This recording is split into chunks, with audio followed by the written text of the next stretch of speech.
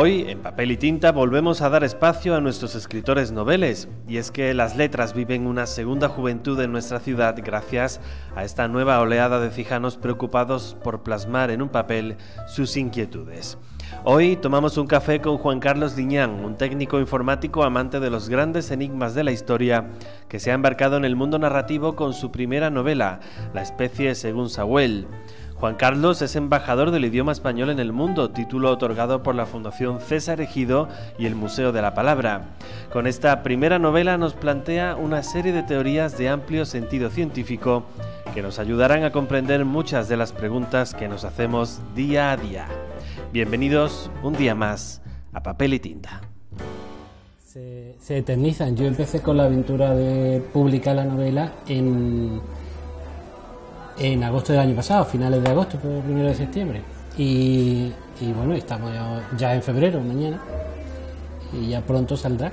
Ya va a salir de aquí a un mesecillo.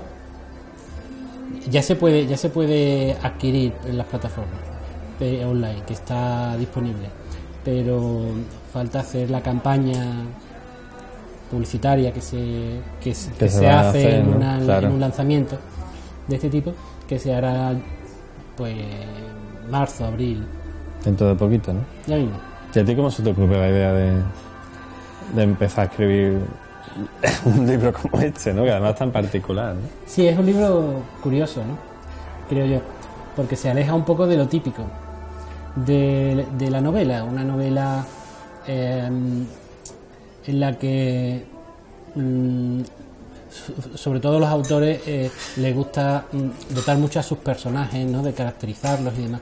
En esta novela los personajes están, pero no es lo importante, sino es lo que ocurre, lo que cuentan sobre nuestra historia real. Es una novela que cuenta cosas que son de nuestra propia historia real. Algunas en el pasado y otras pues que ya se verá si llegan o no llegan. Si llegan a cumplirse o no, porque bueno, el Sawell, que va narrando cosas, él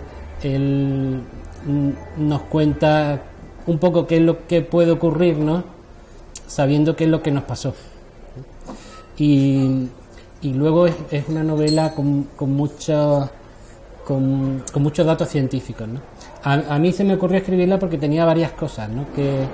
que contar, como una teoría sobre cómo, cuándo, quién y cómo se construyó la gran pirámide de Egipto, ¿no? De Egipto, porque hay una cantidad de información impresionante sobre la pirámide. La pirámide es una construcción increíble y hay muchos datos científicos que la teoría oficial no le da valor. Y cuando tú dejas información sin aportar a una teoría, información que es real y que está ahí, la teoría oficial carece de muchas cosas. De ese fundamento esencial, ¿no? Y entonces es fácilmente rebatible. Por eso surgen otras teorías conspiratorias sobre si fueron extraterrestres, sobre, en fin, ese tipo de cosas, ¿no?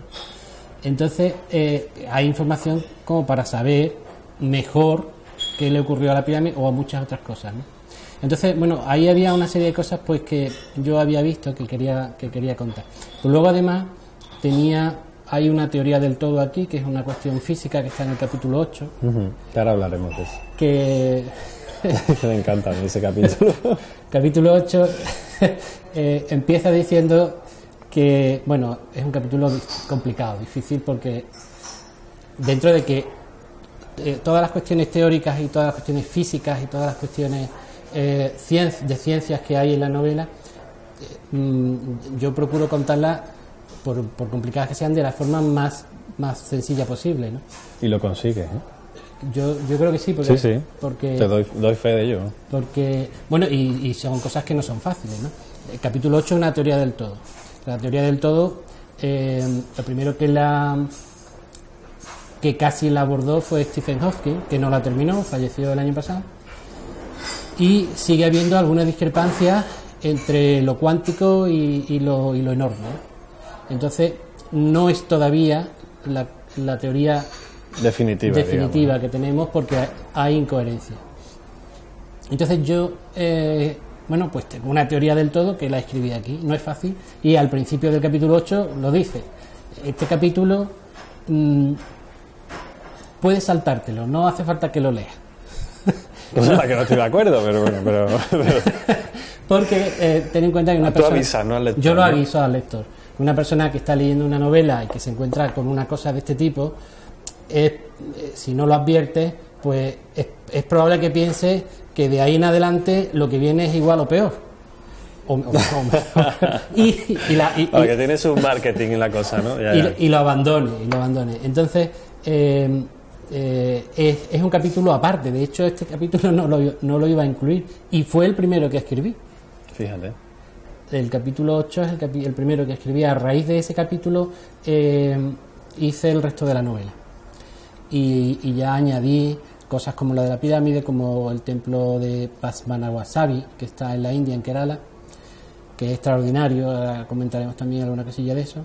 Y bueno, pues temas como el acero de Damasco, temas como la flor de la vida, cuestiones que hemos aceptado culturalmente, además a nivel planetario. Esto no es solo de una cultura, una religión, es que son cuestiones de todo el planeta. Uh-huh.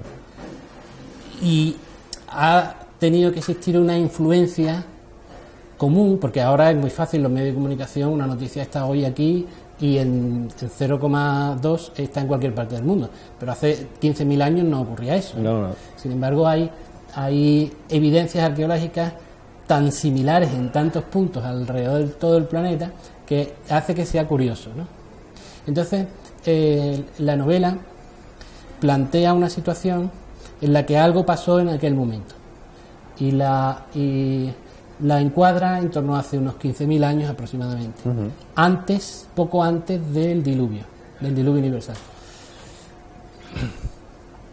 Es una novela sobre unos seres que vienen de otro sistema estelar y llegan aquí, les ocurren ciertas cosas, terminan llegando aquí y hacen...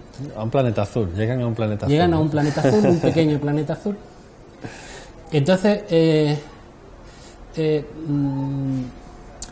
sobre novelas de extraterrestres o teorías están los Anunnakis, ¿no? Por ejemplo, pues que estarían...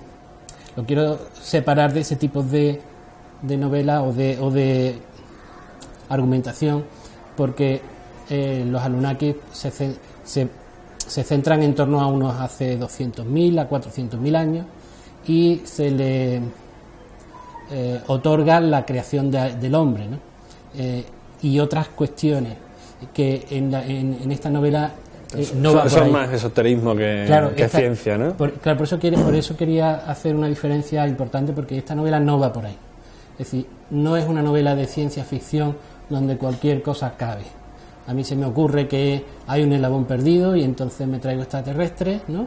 Y ya está, ¿no? No es eso.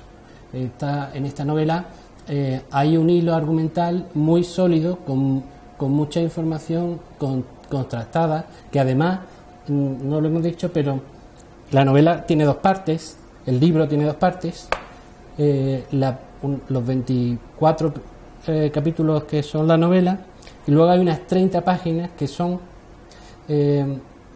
historias. Yo le he llamado historias de la historia. Tan interesantes como la novela, sí, además. Sí, porque además, como tiene mucha relación con la novela, vas cuadrando, vas uniendo hilos, ¿no? Claro, tú estás leyendo una novela de ciencia ficción, ciencia ficción, donde pues el autor se ha inventado lo que se le ha ocurrido, ¿no? Y claro, cuando luego llegas a la parte real de la historia y dices, no, perdona, esto ha ocurrido así, esto es verdad, ¿no? Entonces yo creo que despierta mucha curiosidad sobre cómo pasaron realmente las cosas, ¿no? Pues, por ejemplo, sobre el Serapeum de Saqqara, ¿no? El Serapeum de Saqqara, cómo se hizo, cómo se construyó, para qué se hizo, por qué estaba como estaba, ese tipo de cosas, ¿no? Cuando apareció, qué pasó con aquel sarcófago tan enorme, etcétera, ¿no? Entonces, y luego te vas a buscar personas que lo han leído. Yo me se presta a revisar, a decir, voy a ver. Sí, esto no puede ser verdad, esto se lo ha inventado, esto no, pero luego te vas y te buscas información ayer puse publiqué una cosilla en Facebook, bueno, que no es que esto es que lo vi y lo publiqué, de un señor, el señor que más años ha vivido, que fue un chino, que vivió 256 años. Lo vi. Entonces tú pones esto en Facebook, ¿no? Y le dice, bueno, se lo ha inventado, porque eso no puede ser, eso es mentira, más, ¿no? Eso es mentira. Entonces, luego, porque me ha pasado con algunas personas, luego van y dicen, oye, pero es que lo he buscado y es que es verdad la historia. Bueno, luego hay sus dudas, ¿no? Hay quien afirma que efectivamente fueron 256 años, un emperador lo felicitó a los 150 y a los 200. Madre mía. A los 250 no lo felicitó porque ya el propio emperador ya no vivía. Entonces son cosas que han ocurrido en la historia que nos resultan tan extraordinarias que no le damos credibilidad. Entonces estás leyendo una novela en la que la mayoría de las cosas son ciertas. Sin embargo, tú piensas que no, porque son tan extraordinarias que no te lo puedes creer. Pero luego en la ficción supera, o sea, la realidad supera la ficción. ¿No? La parte de la historia ya pues se va puntualizando cada una de las cosas y se relaciona con la historia real que cuenta Sawell, y yo creo que es también una parte bonita e interesante porque despierta la curiosidad por conocer lo que ha pasado, la realidad de lo que ha pasado, ¿no? Y yo creo que invita a darle una vuelta a las teorías oficiales que hay, que en muchos casos cojean porque no han incluido información importante, ¿no? En un momento dado de la novela tú explicas por qué escribes tú esta novela, en un giro interesantísimo que no vamos a desvelar porque a mí me dejó totalmente descuadrado. Pero ¿por qué elegiste a Sawell como protagonista de la novela? Claro, la novela, la portada se la ha llevado Cuara. Sí. Cuara es su amiga, compañera y... Que no culpa al grafista porque vaya bellezón para la portada, ¿no? Sí, Cuara es mucha Cuara. Y es un personaje muy interesante. Ahora hablamos de Cuara si quieres, pero primero vamos a hablar de Sawell. Pues podría haber sido Cuara perfectamente, ¿no? Sin embargo, bueno, la historia empieza por Sawell, porque él es cuando ellos en su planeta cambian su gobierno, descubren consiguen ciertos hitos científicos. Sawell está en ese momento en una posición de gobierno importante en su planeta, y allí se hace una gestión global del planeta. Se considera una única cosa, un único ser vivo, un conjunto a todo su planeta, y hay una representación de gobierno que son 12 de los sabios. 12 de estos sabios del Consejo de Gobierno de este planeta, en el que Sawell es uno de ellos, Cuara también, ¿no? Entonces Sawell es como que es el que inicia y el que lleva un poco la voz cantante, o el que saca pecho, ¿no?, cuando las cosas se ponen difíciles. Y el más humano también, ¿no? Por lo menos el que es capaz de demostrar esos sentimientos que a lo mejor el resto de sabios no. Sí, Sawell tiene una cosa que yo creo que hace falta mucho en estos días. Es que nos damos normas porque son necesarios establecer ciertos límites, pero las normas están bien hasta cierto punto. Es decir, hay un momento en el que la persona tiene que estar antes que la norma, y esto lo hemos visto ahora mucho, por ejemplo, con la crisis que hemos vivido, como personas ancianas la han echado de sus casas, como, en fin, madres con sus niños. Leemos mensajes todos los días al respecto. Por desgracia es así, y no se legisla, a veces se olvida que se legisla precisamente para que ese tipo de casos no ocurran. Entonces Sawell es capaz de aplicar la ley, de ser consecuente con ella, pero además de ser humano y ser persona, y si se la tiene que saltar en un momento determinado, hace que parezca que no, pero se la salta, ¿no? A mí me parece alucinante cómo has creado todo ese mundo, tanto de esa civilización de fuera de, como una vez que se establecen aquí, ¿no? Yo creo que le da mucho empaque a lo que has creado, a la novela en sí, y ese mundo está vivo, ¿no? Que duda cabe que incluso te dan ganas de saber más, ¿no? Cuando termina la novela, ¿no? Pues me hubiera gustado, claro, que se desarrollara más esta parte o esta otra, ¿no? Sí, en general es una novela corta, entonces es una novela corta y muy intensa. No te da tiempo de aburrirte porque suceden muchas cosas. Suceden y además, es decir, y no suceden de cualquier forma. Suceden muchas cosas ordenadamente y relacionadas. Él no te cuenta, es lo que te decía antes, ¿no? Cuando se redacta una novela, pues un escritor puede estar 4 páginas describiendo una cabaña y te haces una idea perfecta de la cabaña. Tengo mi opinión al respecto, pero no la voy a decir. A mí con una ya me vale. O media, si me apura. Samuel describe una cabaña al principio de la novela y lo hace en un párrafo. Y lo hace porque después hará referencia a algo que pasa ahí, o a algo que él siente ahí, o algo que ocurre ahí. Ese párrafo no está porque sí hay. Y entonces hacía falta reseñarlo, pero no hace falta 2 páginas ni 4. Entonces, digamos, esa es norma de toda buena novela. Todo lo que está en la novela tiene que tener un porqué. Claro. No ser gratuito. Sí, bueno, pero a veces tú cuentas cosas porque vas contando, ¿no? Y tal. Y forma parte un poco del día a día del personaje y no tiene por qué tener importancia. Al final pues terminas haciendo una novela por 300, 400, bueno, algunas hay por ahí de 600 o de 1000, más de 300. Entonces esta es una novela que llega a las 200 y pico páginas, 200 y poco, porque tiene unas 20 y pico, 30, que es la parte de la historia. Es una novela corta que se lee, son capítulos, hay capítulos que tienen 2 páginas, hay capítulos que tienen 10 o 12, pero es muy fácil, la lectura es muy fácil. Y yo creo que luego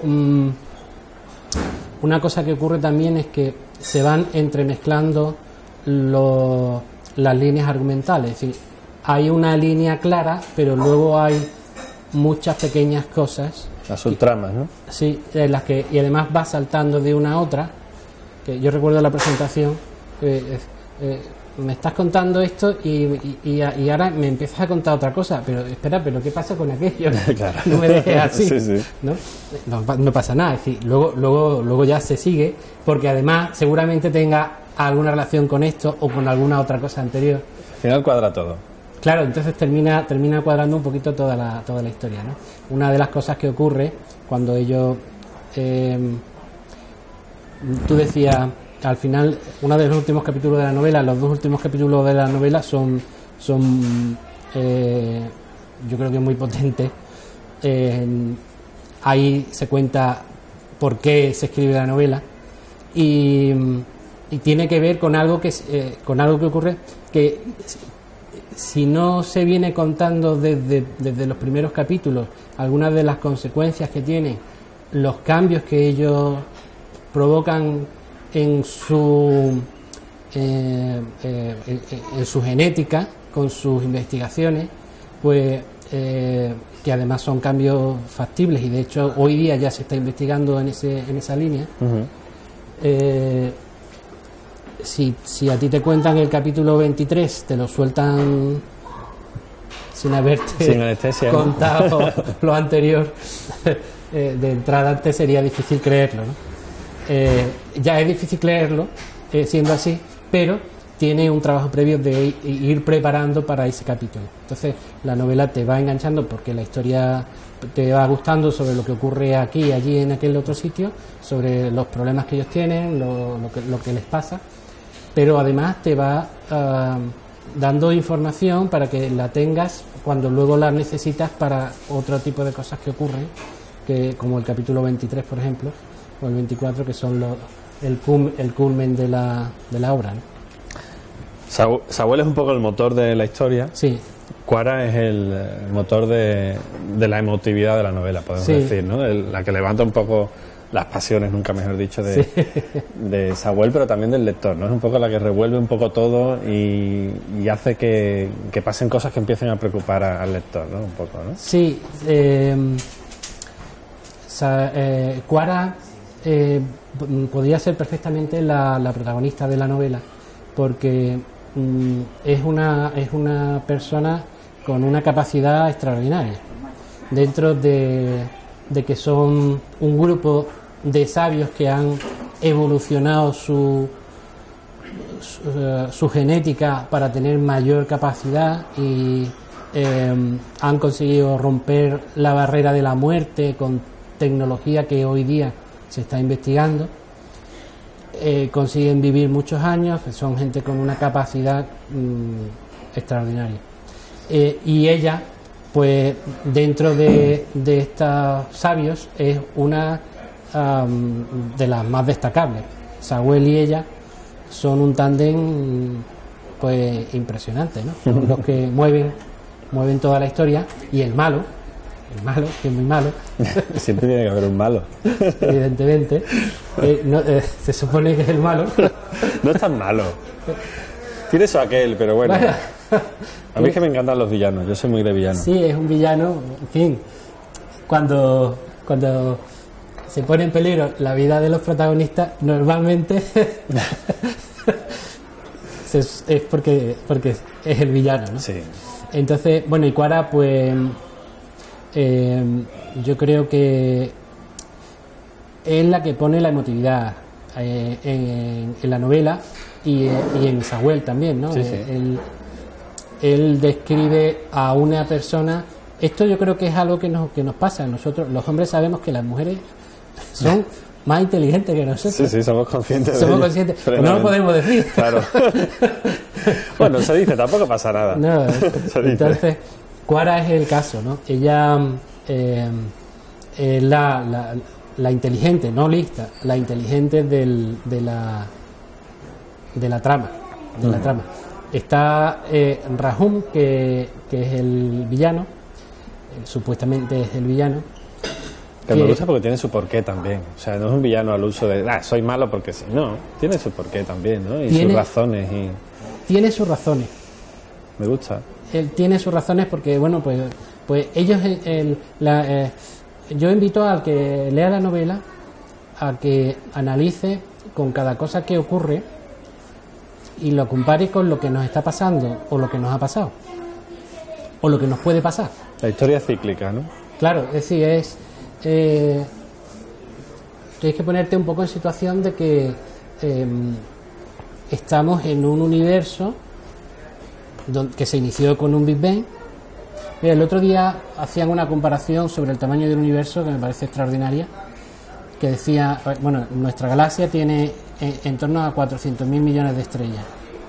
La nuestra es la tercera de un grupo que se llama Grupo Local, de 10 galaxias, y es la tercera en brillo de ese grupo local. La nuestra tiene 400.000 millones de estrellas, pero no es especialmente grande. Es decir, hay galaxias que tienen hasta 2.000 billones de estrellas. Es una cosa que se nos escapa. Esas cifras ya se me escapan ya. Bien, y entonces decían, ¿cuántas galaxias hay? Y ponían un ejemplo. Decía, imagínate un campo de fútbol y en el que vamos a coger un grano de arroz y lo vamos a llenar de grano de arroz hasta 10 metros de altura. Dios mío. Y ahí tienes una aproximación de las galaxias que hay en el universo. Eso en el Big Bang, que es una teoría que hoy día es la más aceptada, toda esa materia estaba junta en un punto y explosionó. La explosión tuvo que ser muy, muy gorda. Imagínese usted. Entonces estamos en un universo en el que parece que no pasan cosas, pero no es cierto. Pasan cosas todos los días. Y pasan cosas muy pequeñas que para nosotros son catástrofes. Como un pequeño movimiento de tierra o lo que llamamos un tsunami, donde mueren cientos de personas, es un suceso mínimo. Claro. Para esa magnitud, está claro. Para esa magnitud. Entonces, ellos desarrollaron alguna tecnología que les permitió despegar un poco de su planeta. Digamos que sería la situación en la que nos encontramos nosotros ahora, en la fase inicial de ese proyecto. Ya se está pensando en ir a Marte, pero nuestro planeta, es decir, mañana ocurre que un meteorito de unas dimensiones determinadas se acerca a nuestro planeta y no tenemos tecnología para pararlo. Podemos hacerle algún arañacillo, pero ese se estrella aquí. Entonces ellos se dieron cuenta que habían perdido el tiempo y no habían desarrollado tecnología para hacerle frente a alguna eventualidad cósmica, alguna mínima eventualidad cósmica, como que su planeta pueda destruirse, ¿no? Entonces nosotros hoy día estamos distrayéndonos. Sí, no tenemos plan B. Y no tenemos plan B. Es verdad. No tenemos plan B. Es un ejemplo, pero en la novela hay muchos paralelismos con nuestro día a día. Así que la novela, aunque esté basada en hace 15.000 años, los temas son actuales, ¿no? Hay una cosa que me parece muy extraordinaria que ha pasado, que ha sido un descubrimiento que hubo en 2011 en este templo de la India, en Padmanabhasavi, donde este es un templo antiquísimo. Allí había 7 grutas, cuevas o algo así. 2 en particular son las más antiguas. Las otras se han construido después como almacén para el templo, pues para ropajes de sus deidades y ese tipo de cosas.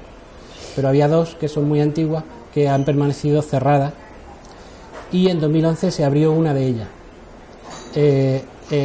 Antiguamente era propiedad de la familia real de Kerala, y ellos fueron expropiados. Ahora mismo siguen teniendo una parte de la gestión del templo, pero es un tripartito.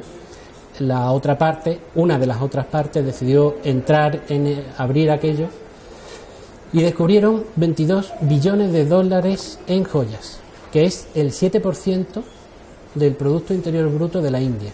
Esto fue en 2011, es decir, los 110 kilos de la máscara de Tutankamón, eso es un chiste. Pecata minuta, ¿no? Eso es un chiste. El templo hoy día está custodiado por militares. ¿Y por qué se ha tardado tanto en abrir esa puerta? O esa cueva. Esa cueva, los monjes del templo, que la custodian desde no se sabe cuándo, se supone que al menos se sabe que al menos son 5.000 años, pero no se sabe cuántos más atrás. Desde entonces la vienen cuidando. Allí se guardó algo, se cerró y han estado custodiándola para que no se abra. Hoy día los monjes dicen, lo que vienen diciendo desde siempre, es que si esa puerta se abre, además es una puerta muy peculiar, si esa puerta se abre, pues caerán desgracias sobre el planeta, no solo sobre la India, sino será una desgracia. Una catástrofe. Entonces, toda la familia real que ha habido a lo largo de la historia de ese templo, y los monjes que la han venido custodiando a lo largo de la historia, han guardado celosamente, su tarea ha sido mantenerla cerrada a toda costa, por alguna razón que hoy día no se tiene muy clara, ¿no? Entonces ya la familia real y los monjes han perdido un poco de fuerza, y la sociedad civil decidió abrirla. No pudieron abrir esta en particular, una de ellas sigue cerrada, pero pudieron abrir la otra, al tiempo que la familia real y los monjes denunciaron al Tribunal Superior de la India, y el Tribunal Superior ha decretado que no se abra esa puerta. Hay una entrevista que hacen a la familia real, que yo reseño en la parte de la historia, que le hacen a la princesa, a una de las princesas, son 3, del templo, donde ella dice que ellos no quieren que se abra porque conocen la historia de un templo cercano donde su dios está en un estado le llaman de sueño cósmico consciente. Su Dios está recostado en un sitio. Entonces ella dice que en un templo cercano ocurrió que unas obras en el templo tenían esta deidad estaba como levitando y se vino abajo. En las obras hizo que algo ocurriera y se vino abajo. Entonces ella no dice que detrás de esa puerta haya un Dios levitando, pero dice que si entran y modifican algo del interior va a ser una desgracia. Y te cuento una desgracia que ha pasado aquí cerca. De esa deidad, en esa zona en Kerala hay unos 106, 107 templos. Y este es un dios que en la web del templo, cuando tú entras, se ve la imagen de su deidad. Está recostada durmiendo sobre lo que parecen unos tubos, que ellos dicen es una serpiente, y lo describe como en un sueño cósmico consciente. Lo describe así, tal cual.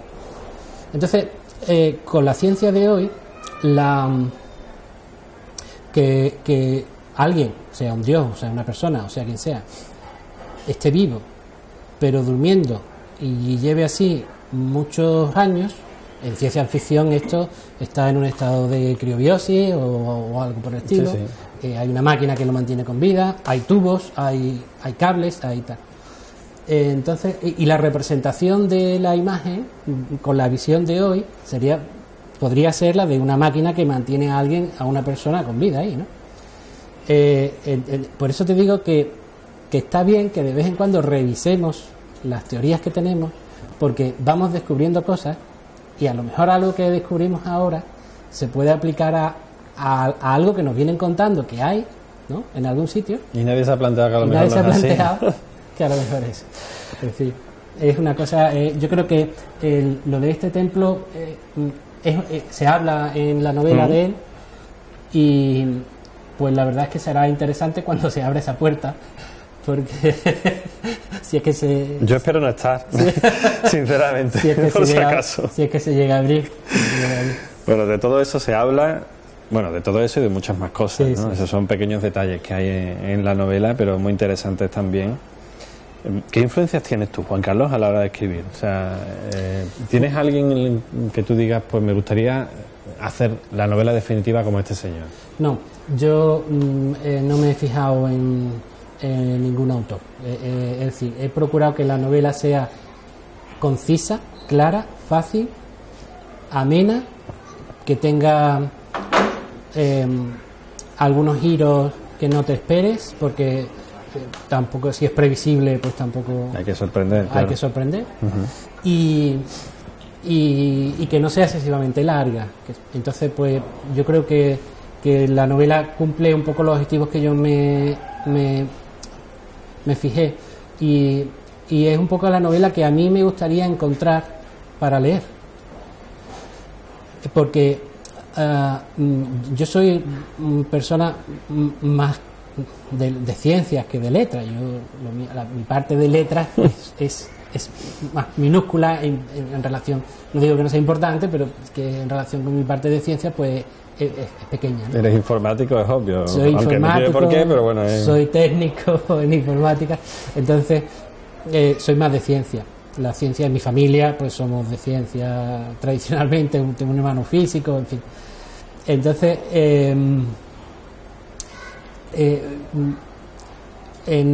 cuando lees una novela o lees una novela de ciencia ficción, lo que te encuentras es disparates enormes, cosas que no tienen sentido ninguno, vienen y nos comen, en fin, barbaridades que no tienen, no sé, que pretenden, sin fundamento, que no son creíbles, que bueno, pues a lo mejor, no sé, a lo mejor pueden entretener a alguien, pero que no tiene mucho fundamento. O novelas donde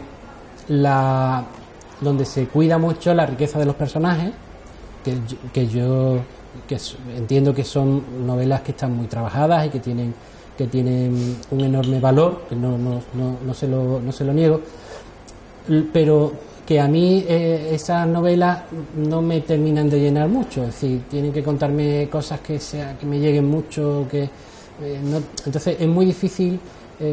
Por ejemplo, recuerdo una novela que me gustó mucho, que se titula La Gárgola. Esta novela cuenta la historia de, no voy a revelar mucho, pero bueno, era un actor porno que tiene un accidente. Curioso. Sí, él empieza como actor porno y termina teniendo una productora importante y gana mucho dinero. Y está en la plenitud de su vida, el guapera de turno, con mucho dinero, tiene un accidente y se queda politraumatizado. Gárgola, he hecho una gárgola. Entonces, en el hospital conoce a una persona del área de psiquiatría y le cuenta historias. Entonces, en la novela, esta novela es muy amena porque te va alternando capítulos de la historia actual que te está contando sobre la vida de esta persona y los cuentos que ella le narra a los pies de la cama mientras él se recupera, ¿no? Uh-huh. Esos cuentos tienen un porqué y un significado. Claro. Entonces te hace una lectura muy amena, te alterna mucho, es muy... A ti te gusta que pasen cosas, ¿no? Que pasen cosas. Está bien profundizar los personajes, pero que haya acción, ¿no? A mí cuando ya profundizan mucho los personajes, pues la verdad es que te confieso que alguna vez me he pasado alguna página. Claro, nos pasa todo. ¿Para cuándo otro trabajo o una continuación, un spin-off? Yo necesito saber más de este mundo. Bueno, pues de momento no está previsto. Ahora mismo la novela tiene dos vías de continuación, que son una en la vida real, que es que veremos en las noticias algunas de las cosas que aquí se dicen, que de hecho ya hay alguna que ha salido en las noticias. Hay una cuestión sobre la pirámide que una universidad dijo hace poco sobre unas propiedades que tiene la pirámide, que justamente Sawell lo describe estas propiedades, es decir, él construye la pirámide porque necesita que tenga esas propiedades y ahora una universidad curiosamente ha hecho un estudio porque han descubierto, oye, esta pirámide hace esto, que podría ser, ¿no? Entonces ahí hay algo que ya hemos visto. Entonces una posible continuación es lo que va a ocurrir en la vida real, cosas que van a ocurrir o que puedan ocurrir sobre qué pasa si se abre la puerta del templo de la India o bueno, hay por ahí alguien que se fue, que a lo mejor vuelve, no se sabe, ¿no? Entonces cualquier día vemos en las noticias que hay algo por ahí que nos llama la atención y esto sería ya de futuro y lo veremos en la noticia. Y otra posible continuación es una historia paralela pero ya desarrollando más que la historia, pero la historia, lo que ocurre ya está aquí contado sobre los personajes, porque sí es cierto que hay personajes muy interesantes aquí en esta historia. Hay personajes muy interesantes como por supuesto Quara, Sawell y Rahón, pero luego está Efren, en fin, hay otra serie de personajes que son muy interesantes, que se podría desarrollar más como digamos como una novela convencional, desarrollarla explicando a lo mejor algunas cosas o contando algunas cosas adicionales o aportando más información sobre ciertos aspectos que aquí al intentar ser conciso y hacerlo en la novela corta, pues hay algunas cosas que se han quedado ahí un poco en el tintero, ¿no? Que podrían potenciar una bonita historia adicional. Pues ya está usted tardando para continuarla. Bueno, siga usted escribiendo, ahí, Juan Carlos Liñán. Ahí está el reto. Lo necesitamos. Muchas gracias.